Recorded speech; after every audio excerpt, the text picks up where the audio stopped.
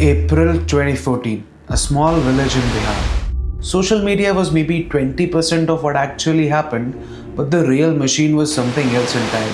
CNN called it the Facebook election, but the real story is much weirder. That is distributed content production at industrial scale. Today I'm going to show you what most people miss about Modi ji. April 2014, a small village in Bihar, a man walked into a cramped room where the only electric device is a borrowed DVD player. On the screen, a 3D hologram of Narendra Modi ji delivering a live speech from 800 kilometers away. The villagers had never seen anything like this in their life. They were staring at the future of politics in India and they didn't even know it yet. One speech, 100 villagers simultaneously. No other politician on earth was doing that at that scale in 2014. I am Harsh, I run Skin Business Accelerator and multiple other companies. We consult with aesthetic practices, medical clinics, founders, and anybody building a brand and who needs strategy. But outside of that, I obsess over one question. How do you move millions of people to do something? Most people think Modi won India's election because of social media. That is fundamentally wrong. Social media was maybe 20% of what actually happened, but the real machine was something else entirely. And when I understood that machine, I now see it everywhere. In brand building, in organizational design, in how movements get built at scale. Today I'm going to show you what most people miss about Modi ji. Not the political takes, the actual operational blueprint. Now let's talk about the three layers that nobody sees. Here is what happened in 2014. A man named Narendra Modi ran for Prime Minister of India. The Congress party had ruled India for 60 years. Their candidate was Rahul Gandhi ji, a fifth generation dynasty politician. By all conventional logic, Modi ji should have lost. Instead, Modi ji won by the largest single party majority in 30 years. Everyone blamed or credited social media. CNN called it the Facebook election. But the real story is much weirder and much more, interesting. Think about this. In 2013, when Rahul Gandhi had about 2.4 million followers on Twitter, that was mostly managed by the Congress digital team. Modi's operation had 240 pages across all languages, 240 separate hubs running different content, each one generating more daily posts than the entire mainstream news cycle in India combined. That is not social media strategy, that is distributed content production at industrial scale. But here is what most people miss. This was still not the main weapon. The real machine was called the Vistarak system. Vistarak means expander in Hindi, and it worked like this. The BJP identified 9 lakh booth level coordinators across the country. They were not party officials, they were not paid staff, they were local people, shopkeepers, school teachers, farmers, people who had influence in the specific neighborhood, and each one was given a WhatsApp group. No social media, just WhatsApp. 9 lakh WhatsApp groups, each with about 50 to 200 people, each group running hyper local narratives. Someone in a factory town would get messaging about job creation, industrial policy reforms. The same person was Modi, but now arriving through 1,000 different doors with 1,000 different filters. And here is the part nobody talks about. These groups did not broadcast. They were conversations, real comments, real doubts, real pushbacks. The whole thing felt organic because it was semi-organic. The messaging was centralized, but the distribution was completely decentralized. I was briefing a dermatology client last month on content strategy. She was worried that her Instagram felt too polished, too corporate. She said, I wanted my community to feel like they're talking to a friend and not to a brand. I then showed her the screenshot of one of the WhatsApp groups from Modi's campaign in 2014. She stared at it for 30 seconds and then said, yeah, this is exactly what I want. And that is the lesson. Nobody trusts a broadcast. Everybody trusts a network where they see familiar and similar faces. Now let's talk about the chai moments.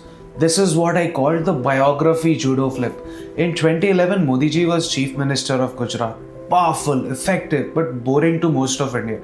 He was 61 years old, he had no national profile, while Rahul Gandhi was 40.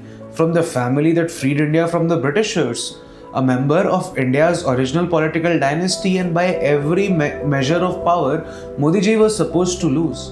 But then something happened that nobody saw coming. Mulayam Singh ji, who was a rival politician, gave a speech. He said something like, Modi ji brags about his 56 inches, but his heart is not there. This was supposed to be an insult, a joke about Modi ji being all talk and no compassion. Modi ji's team did not respond with anger. They did not write op-eds. They did not attack back. Instead, they flipped the narrative. They created a messaging like 56 inch ka seena, and they made it an identity anchor. They made it mean that this is the chest of a man strong enough to stand alone. Not a dynasty, not a family to back him. One man built by hard work, willing to take risks. And suddenly that insult became a symbol of everything that Modi ji represented. They were tired of dynasty politics by now, and this taunt became a brand among the voters.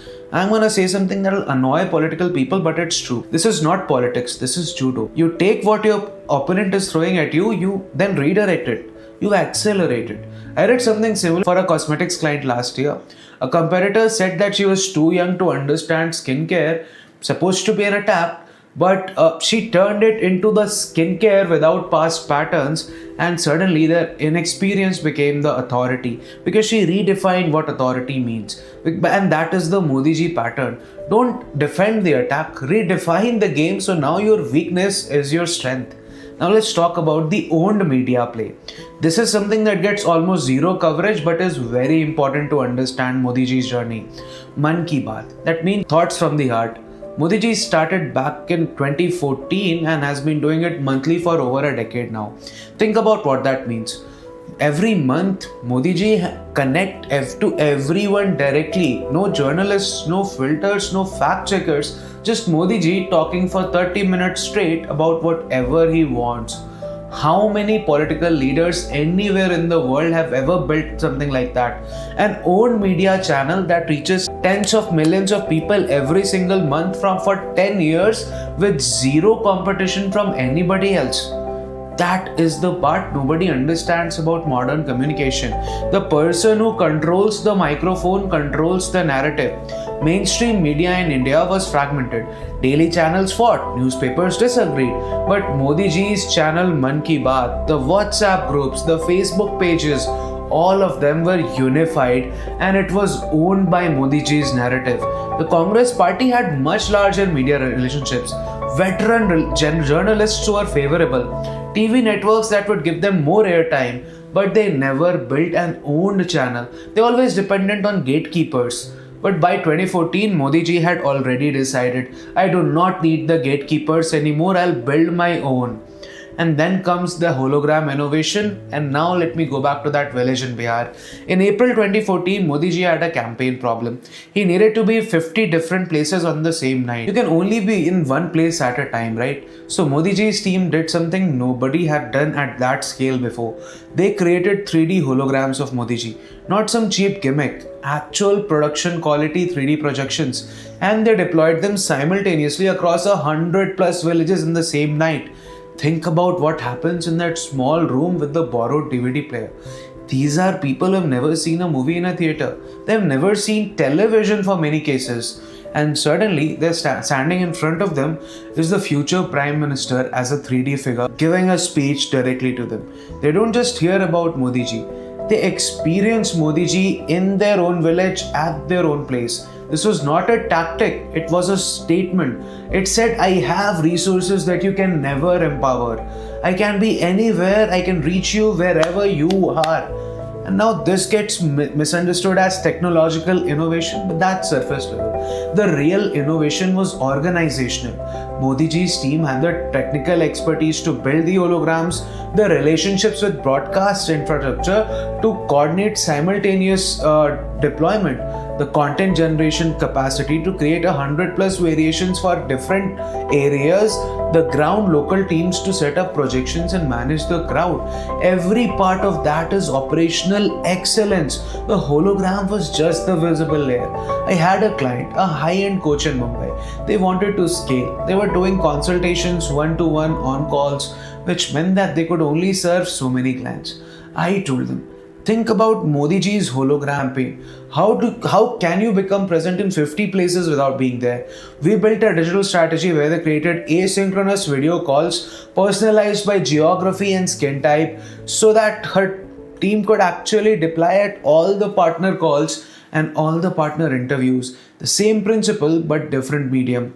They went from 40 clients a month to 183 clients a month in just 6 months, and that is the lesson. The innovation is not the technology, the innovation is solving the constraint.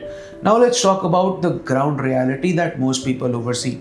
This is the part of the Modi ji machine that almost nobody understands because it's not sexy and it does not show up on Twitter. The Panna Pramukh system. A Panna is a polling booth in India. Each polling booth has about 1500 to 2000 voters. The BJP created a network of Panna Pramukhs, booth leaders who were responsible for each polling booth. These were not paid workers. These were local people who had already social standing in their community. They were shopkeepers, teachers, priests, elders, people who were trusted for their word. Each Panna Pramukh was given a simple job. Get 50% of your booth to vote for Modi ji. Now that sounds like voter suppression or manipulation, right? But it's not that simple. The Panna Pramukh did not force anyone. They did what they did best. They had conversations with people. They understood the local folks' challenges. They made it personal to the people. And here is what Modi ji is saying about agricultural subsidies. What do you think about it? Is that addressing your issue? It is not propaganda. It is localized persuasion. The Congress party had a on-ground organization too, much older and much bigger, but they were not structured. They were hierarchical top-down. The local MLA would give orders and the people would follow. But that's brittle. If the MLA is weak or unpopular, the whole thing collapses. But Modi ji's network was distributed, decentralized. If one Panna Pramukh was weak, it did not simply matter. There were 9 lakh others. The system was resilient and robust, and this is something I think about all the time in my consulting. Most businesses need top-down organization because that is easiest to manage, yes. But the most scalable organizations are networks of semi-autonomous units. My best clients are the ones who figure out how to recruit local leaders, master practitioners, micro specialists, brand ambassadors, and empower them instead of controlling them. One of my aesthetics clients built a network of non-invasive aesthetic trainers in tier 2 and tier 3 cities. Now these are areas where big corporate clinics have not yet reached. And she gave each trainer a simple job. Teach women in your city about skincare and science, not to recruit patients directly, just to educate. And in the process, the trainer becomes the local authority on that particular topic. Now, when those women need treatment, whom do they call? And that is the Panna Pramukh principle. Distribute authority, trust the local network, and the money will take care of itself. Now let's talk about a narrative that stuck. Let me be very clear about something. Modi ji did not invent political messaging. The Congress party had some of the best communicators in India, but Modi ji's team understood something about 2014 that Congress did not. The narrative is not Congress is bad. The narrative was, you've been waiting for 60 years. It's time for a change now. And that is different. That is aspirational. That is about you, the voter, and not about Congress or BJP.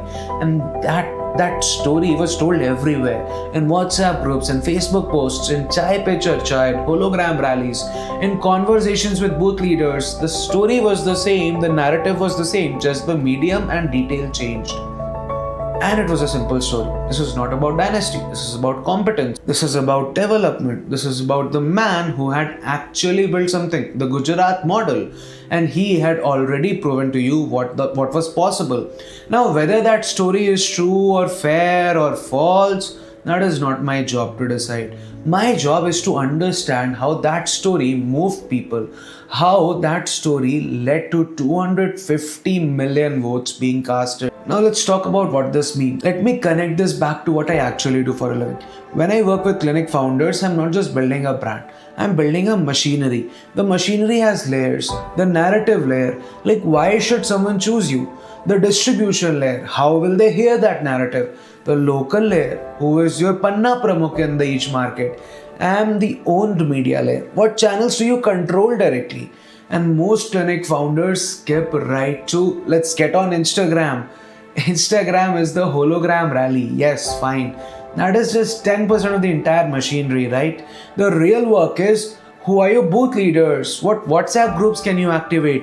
What is your Man Ki Baat channel? Your own monthly moment where you own the narrative directly without relying on algorithms or journalists or PR articles. The clinic that gets this is the one that scales. The one that treats local leadership as an asset and not as a cost center. The one that makes sure that story is consistent across every medium but feels local at every place. Modi ji's machinery did not win because of innovation, it won because every layer of the machine was built with operational precision and strategic intent. The thing that stuck with me, the thing that I keep coming back to is this. Modi ji started with much lesser resources than the Congress party, lesser media relationships, lesser corporate funding in the beginning, less history. But he understood something fundamental. In the modern world, the person who keeps their own distribution wins, not the person who is best at convincing existing gatekeepers. That insight is not about Indian politics. The question is not how do I get the existing media to cover me? The question is how do I build a system where I do not even need the existing media? Answer that question better than anyone else and scaling becomes inevitable. Thank you so much for watching. If you like this video, share this with someone who might find this valuable and subscribe because this video was just the tip of the iceberg. The following videos are going to be much deeper and 10x more valuable. Thank you so much for watching and I'm going to see you in the next one.